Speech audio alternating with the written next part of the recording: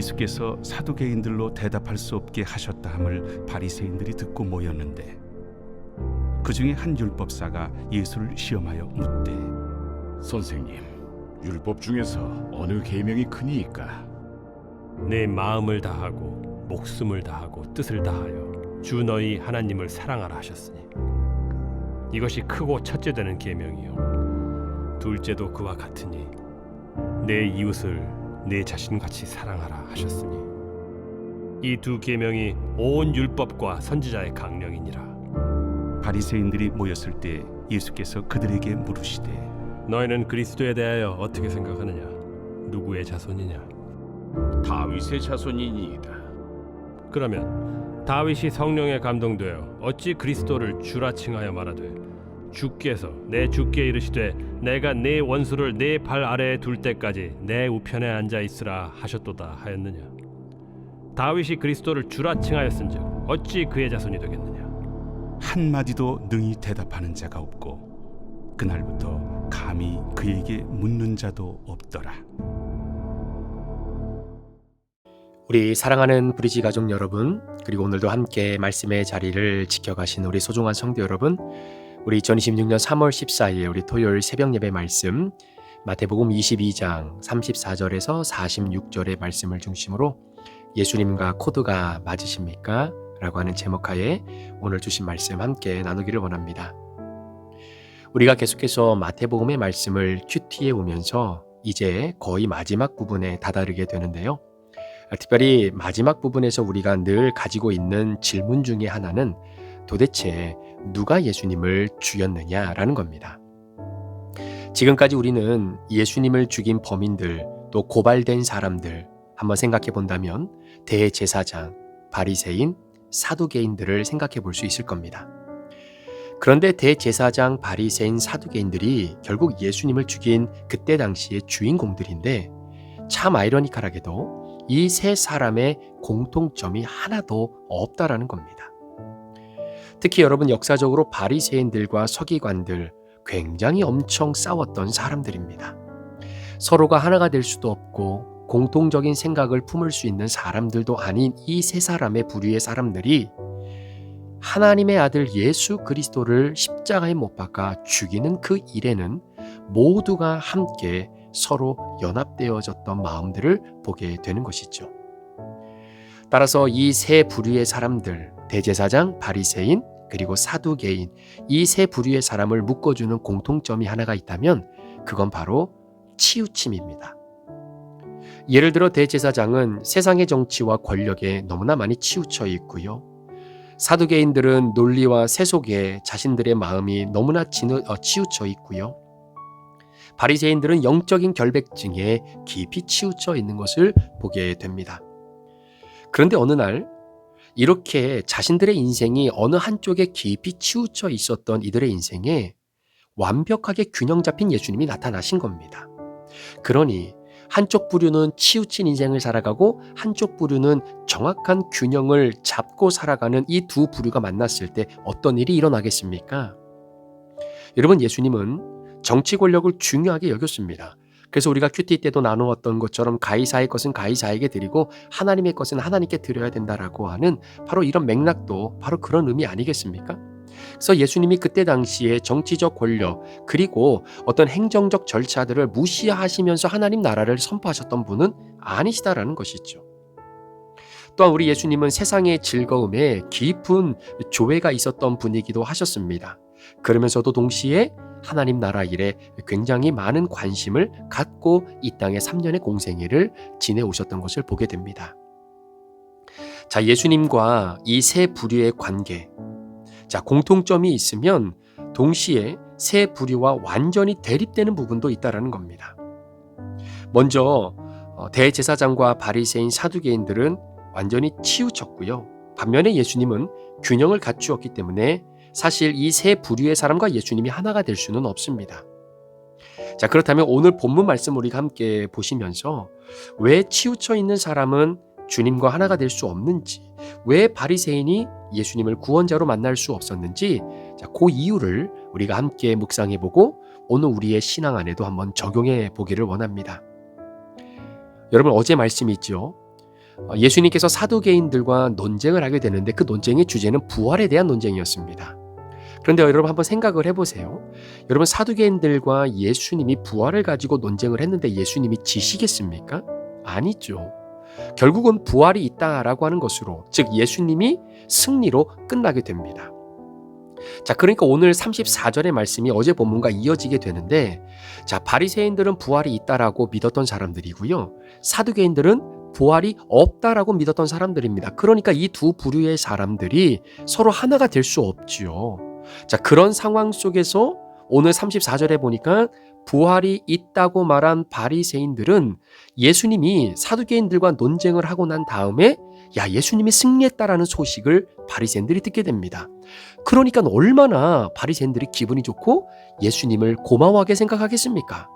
그래서 34절에 예수께서 사두개인들로 대답할 수 없게 하셨다 함을 바리새인들이 듣고 모였는데 라고 하면서 시작이 되는 거죠. 자, 그러니까 오늘 바리새인들이 예수님 앞에 모였습니다. 자, 모인 이유는 뭐냐면 예수님이 너무나 감사하고 좋아서 그런 겁니다. 예수님이 자기들 편을 들어줬다라고 생각하기 때문에 너무나 기분이 좋아서 모였습니다. 좀 전에 말씀드렸던 것처럼 바리새인들과 대립을 이루고 있었던 사두개인들은요, 부활이 없다라고 했는데 지금 예수님은 부활이 있다고 말씀하심으로 인해서 이 논쟁에서 예수님이 승리를 거두었잖아요. 따라서 바리새인들은 예수님이 자기들과 같은 입장에 있다는 생각에 너무나 기분이 좋았고, 그리고 예수님에게 호감이 생겨서 모인 겁니다. 문제는 절대로 예수님과 통할 수 없는 부분이 있어요. 결국에는 그것 때문에 나중에는 예수님을 죽이고자 하는 그 결정에 한 표를 던지게 됐지요. 분명히 예수님과 내가 통하는 부분이 있는데 천사도 믿고 부활도 믿고 천국도 믿어요? 그런데 자세히 보니까 바리새인들은요, 영적 결백증에 너무나 치우친 삶을 살다 보니 이 땅의 것들과 분리된 삶을 살아야 된다고 주장했던 사람들입니다. 자, 그러한 인생관을 가지고 있는 바리새인들이 볼 때에 여러분, 돈 밝히고 있는 세리들, 몸을 파는 창녀들, 혈통적으로 우리와 다른 이방인들과는 절대로 함께 할 수 없는 사람들이죠. 그런데 예수님이 우리와 공통점이 있고 사두개인들과 논쟁에서 이겨주셨기 때문에 굉장히 호감을 가지고 예수님 앞으로 모였는데, 가만히 예수님이 하시는 이야기를 들어보니까 지금 바리새인들이 생각할 때 파렴치한 인간들, 세리, 창녀, 이방인들, 아니 이런 사람들과 바리새인인 내가 함께 천국을 간다, 이렇게 말씀을 하신 겁니다.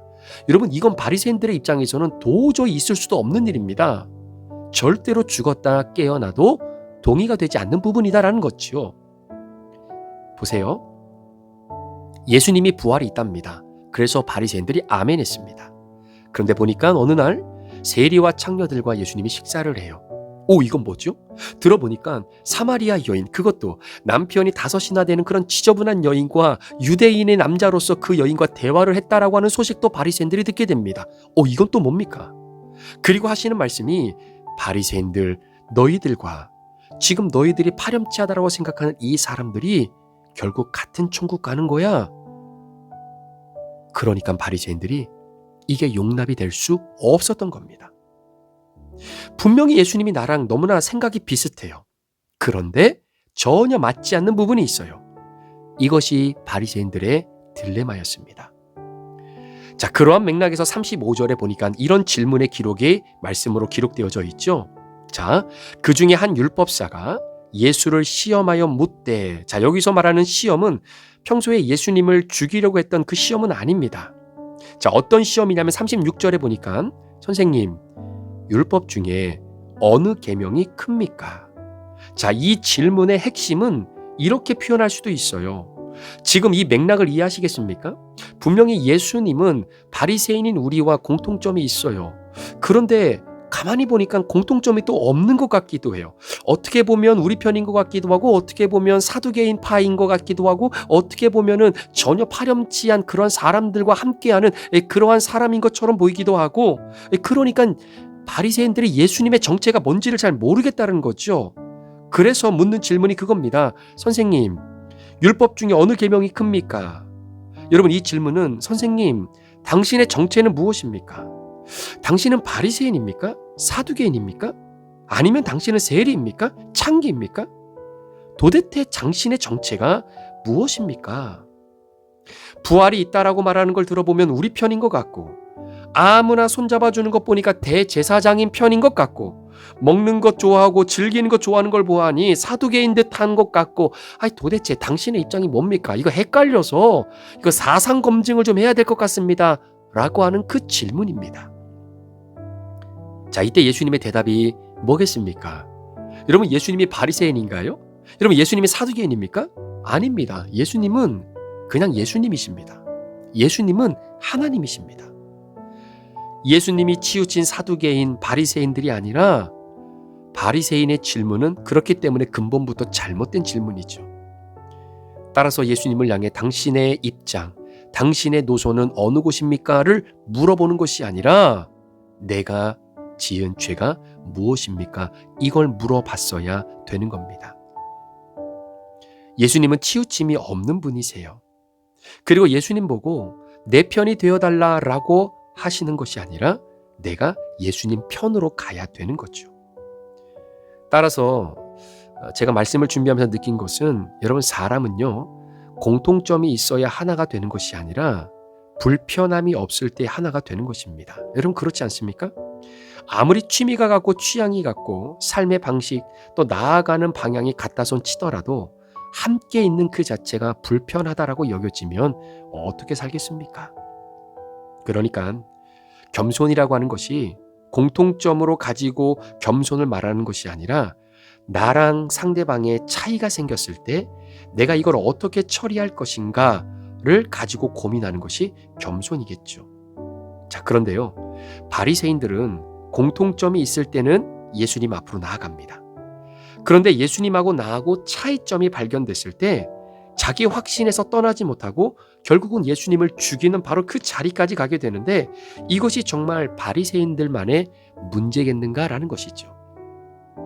여러분, 예수님을 믿지 않는 비그리스도인들이 예수님을 전부 다 싫어하고 믿지 않을까요? 아닙니다. 여러분, 비그리스도인들도 굉장히 좋아하는 성경 구절이 있어요. 예를 들면 고린도전서 13장에 보면 사랑에 대한 내용이 나오는데, 자, 고린도전서 13장 1절에 보면 이런 말씀이 있습니다. 내가 사람의 방언과 천사의 말을 할지라도 사랑이 없으면 소리나는 구리와 울리는 꽹과리가 된다라고 하는 말씀이에요. 여러분, 이 사랑의 고백을 싫어할 사람이 누가 있겠습니까? 사랑이 제일이다라고 하는데 이 사랑을 싫어할 사람이 설사 교회를 다니지 않는 비그리스도인이라 할지라도 누가 사랑을 싫어하겠습니까? 여러분, 교회를 다니지 않는 사람 가운데 사업을 시작하시는 분들이 가장 좋아하는 성경 구절이 뭔지 아십니까? 욥기 8장 7절이죠. 시작은 미약하였으나 내 나중은 심히 창대하리라. 싫어할 사람 아무도 없습니다.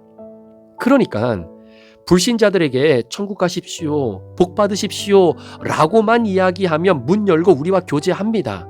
그러니까 불신자들이 예수님 전체를 싫어하는 것이 아닙니다. 그럼에도 불구하고 결국 예수님과 하나가 되지 못하는 이유가 무엇입니까? 불신자들이 사랑을 좋아해요. 창대케 되는 복을 좋아합니다. 그래서 그 복 받으려고 교회를 왔어요. 그런데 교회에 앉아서 가만히 말씀을 듣는데 천국은 예수님을 믿어야 간답니다.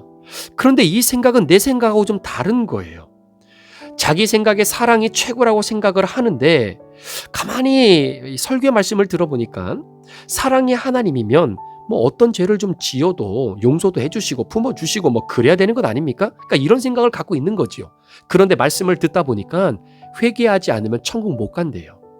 회개하지 않고 내가 죄인임을 인정하지 않으면 지옥 간대요. 그것은 동의를 못하는 겁니다. 그러니까 예수님과 나 사이에 공통점은 있어도 내가 절대로 동의할 수 없는 그 차이점 때문에 예수님을 떠날 수밖에 없다는 것이죠. 여러분, 이것이 바로 치우침입니다. 그러니까 자꾸 내 생각, 내 의지, 내 감정, 나의 바램, 나의 옳고 그름을 말하지 말고요. 결국은 성경 66권이 우리 인생의 균형이니까 균형이 되신 말씀을 보고 나를 고치는 것, 이것이 바로 겸손이다라는 거죠. 여러분, 성경을 한번 보세요. 성경 안에는 천국만 있습니까? 아니요. 지옥도 있습니다. 따라서 천국과 지옥을 같이 말하는 것이 균형입니다. 여러분, 성경에 사랑만 있습니까? 아니요. 하나님의 징계도 있습니다. 그러면 징계까지 말하는 것이 균형이겠죠. 그러니까 균형이라고 하는 것은 무조건 내 생각에서 빠져나와서 성경 66권으로 이동하는 것이 균형입니다. 그러니까 선배 목사님들이 조언해 주셨던 말씀들이 있어요. 성도들이 말씀이 떨어질 때 아멘, 아멘 하는 그 아멘을 잘 분별하라는 겁니다. 정말 내 생각과 동일하고 나의 가치관과 맞아서 아멘을 하는 것인지, 아니면 내 생각과 같지 않아도 하나님의 말씀이 그렇게 말씀하시기 때문에 아멘을 하고 있는 것인지를 분별하라는 거지요. 따라서 구원받는 아멘은 나의 옳고 그름을 떠나서 완전히 하나님 말씀으로 이동하는 것, 나와 통하는 부분만 아멘하는 것이 아니라 나의 생각과 완전히 다르고 그 말씀이 나의 죄를 드러내 나를 회개의 자리로 이끌 수밖에 없는 수치와 부끄러움을 드러내게 하시는 말씀이라도 그 말씀 앞에 내가 아멘으로 화답하는 것이 구원받는 아멘인 줄 믿습니다. 자, 37절 말씀, 선생님, 율법 중에 어느 계명이 가장 큰 계명입니까? 그때 예수님의 대답이 뭡니까? 바로 쉐마, 들으라 이스라엘아 라고 하는 신명기 6장의 말씀을 가지고 이 질문에 답변을 주시죠. 너는 마음을 다하고 뜻을 다하고 너의 힘을 다하여 내 하나님 여호와를 사랑하라 라는 겁니다. 여러분, 이 말씀이 무엇을 의미하는 것일까요? 굉장히 간단합니다. 마음 다하고 뜻 다하고 힘 다하면 네 인생 올인해서 하나님 여호와를 사랑하라는 거잖아요. 하나라도 남기지 말고 내 인생의 전부를 여호와 하나님을 사랑하는 데 집중하라는 겁니다. 그런데 나의 마음과 나의 뜻을 다하고 힘을 다해 하나님을 사랑하면 제일 먼저 나타나는 현상이 뭔지 아십니까? 지독한 자기 자신의 사랑에서 빠져나와야 된다는 거죠. 내가 지금 회개하지 않고 예수 안 믿으면 지옥 간다는 이 말씀에 동의가 되지 않는데 어떻게 하나님을 전심을 다해 힘을 다해 목숨을 다해 사랑할 수 있겠습니까? 오른뺨을 맞으면 왼뺨도 돌려대라고 하시는 말씀에 도저히 동의가 되지 않는데 어떻게 하나님을 전심으로 사랑할 수 있겠습니까? 우리 잘 마음판에 새겨야 됩니다. 하나님 앞에서 내가 꺾이지 않으면요, 하나님이 내 편 들어주시지 않다라고 생각될 때 언젠가는 반드시 하나님과 원수가 되고 마는 것입니다. 그래서 가장 첫 번째로 하나님을 사랑하려면 자기 자신의 확신, 자기 사랑의 병에서 빠져나와야 되는 겁니다. 그리고 하나님을 향한 사랑으로 옮겨가야 되는데 하나님의 사랑을 깊이 알게 되면 될수록 비로소 온전한 자기 사랑과 온전한 이웃 사랑이 실현될 수 있다는 것이죠. 우리는 100% 죄인이기 때문에 우리 안에는 사실 사랑이 없습니다. 따라서 우리가 온전한 사랑을 하려면 온전한 사랑을 담고 있는 하나님 말씀으로부터 내가 배워야 됩니다. 예를 들어 내가 생각하고 있는 사랑의 정의가 있잖아요. 그런데 하나님의 말씀을 통해 내 사랑의 정의, 사랑의 접근법이 잘못됐다는 것을 알게 되었을 때 고쳐가면서 배우는 것입니다. 따라서 하나님 사랑이 완성이 되면 자동적으로 내 자신을 사랑하고 이웃을 사랑하게 되는 것이 가능해지는 겁니다. 따라서 내가 예수님을 하나님으로 인정하는 것은 일단 내가 내 자신으로부터 떠나서 예수님 말씀으로 옮겨가야 가능해지는 겁니다. 여러분 한번 들어보시겠습니까? 아브라함이요, 여호와 하나님이라는 분을 만납니다. 그런데 창세기 12장 1절에 보면 제일 먼저 아브라함이 하나님으로부터 듣는 말이 뭐냐면 너는 너의 고향과 친척과 아버지 집을 떠나서 내가 너에게 지시할 땅으로 가라는 겁니다. 그러니까 여러분, 우리가 하나님 나라로 가기 위해서 선행되어야 될 것이 뭐냐면 너의 고향, 친척, 아버지 집을 떠나야 되는 거죠. 자, 이 말의 의미는 너는 이제 나를 믿으려면, 이제 너와 내가 관계를 맺으려면, 네가 내 아들이 되고 내 자녀가 되려면 네가 지금까지 살았던 너의 나라를 떠나서 하나님 나라라고 하는 전혀 다른 나라로 국적을 바꿔야 된다는 이야기입니다. 그런데 여러분도 하나님 나라의 백성이라고 하는 이 표현을 많이 들어보셨죠? 여러분, 내가 예수님을 믿으면 하나님 나라의 백성이 되잖아요. 이 말을 다른 말로 표현하면 내가 예수님을 믿으면 국적을 바꿔야 된다라고 하는 말입니다. 저는 사실 이 말씀이 잘 이해가 되지 않고 실감이 나지 않았습니다. 그러니까 나는 한국 사람, 미국 사람인데 하나님을 믿으면 국적이 바뀐대요. 이게 사실 실감이 잘 나지 않는 겁니다. 저도 자녀를 기르지만 한번 보세요. 여기는 한국이 아니잖아요. 그러니까 저처럼 1세대 부모는요. 우리 자녀가 우리와 이 문화적 정서, 이 가치관이 좀 같은 그런 한국 사람하고 결혼하면 참 좋겠다라고 하는 생각이 굉장히 많았지요. 그런데 저희도 처음에는 그랬습니다.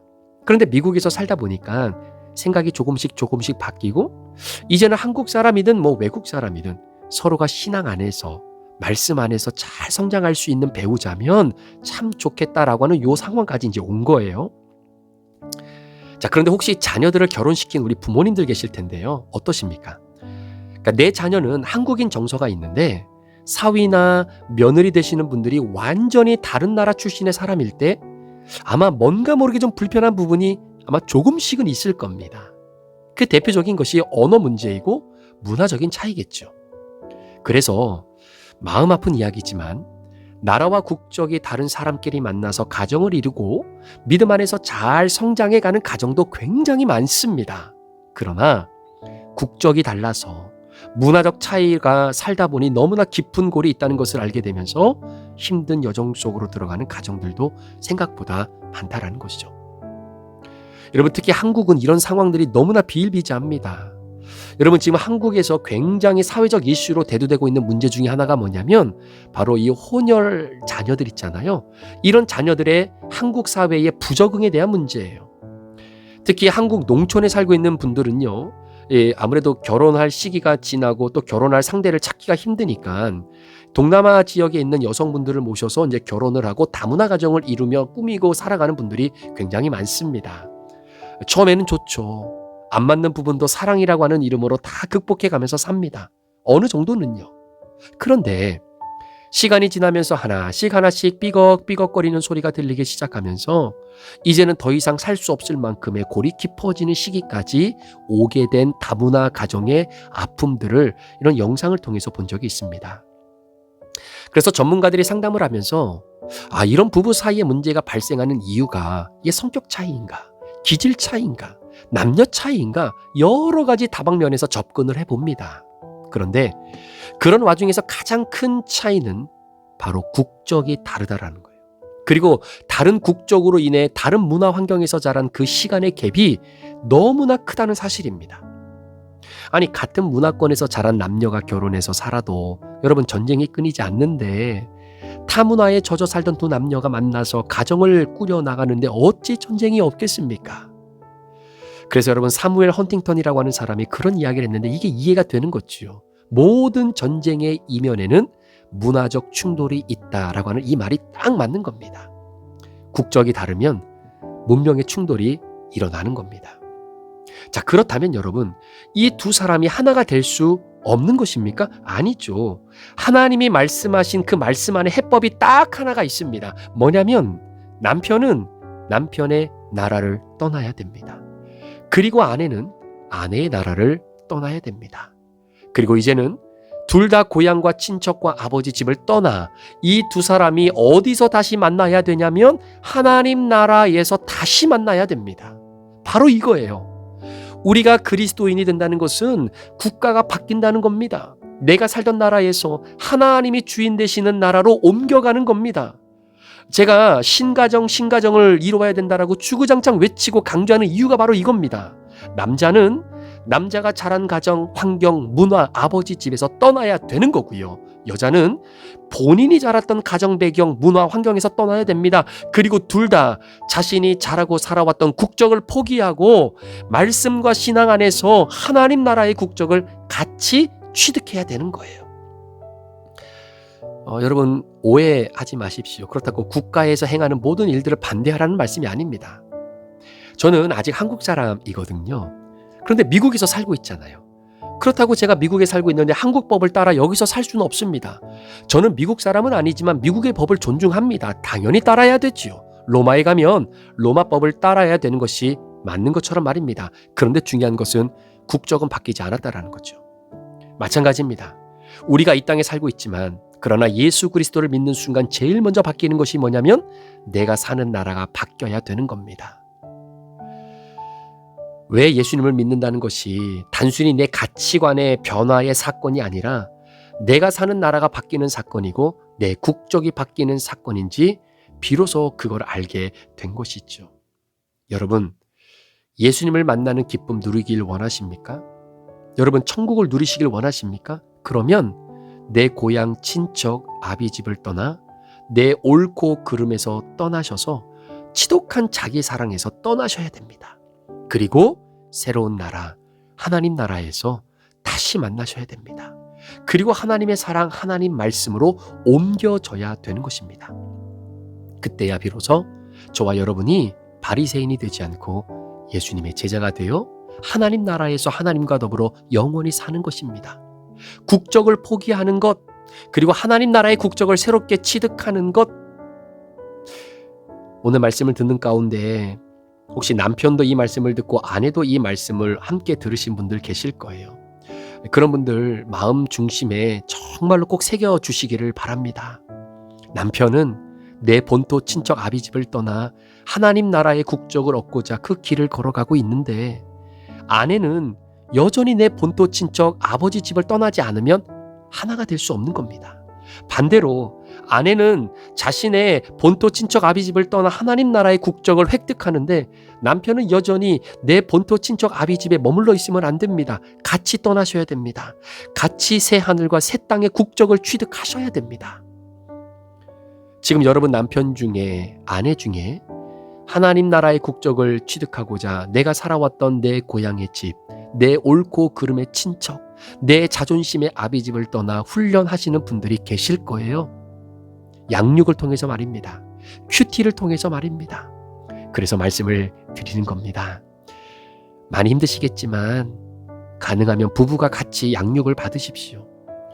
목사님, 그래도 제가 교회 생활에 잔뼈가 굵은 사람인데 양육 안 받아도 됩니다. 맞아요. 여러분이 실력 없어서, 여러분이 신앙 지식이 없어서, 여러분이 교회 생활 몰라서 양육 받으라고 하시는 건 아닙니다.